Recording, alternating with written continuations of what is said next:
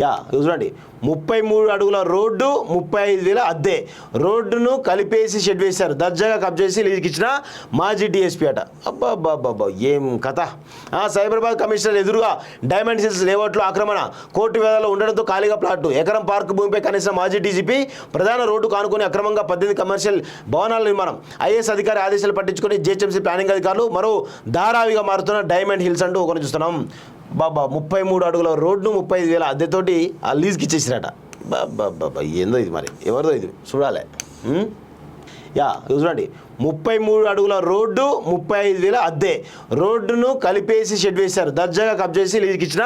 మాజీ డిఎస్పీ అట అబ్బాబ్బాబ్బా ఏం కథ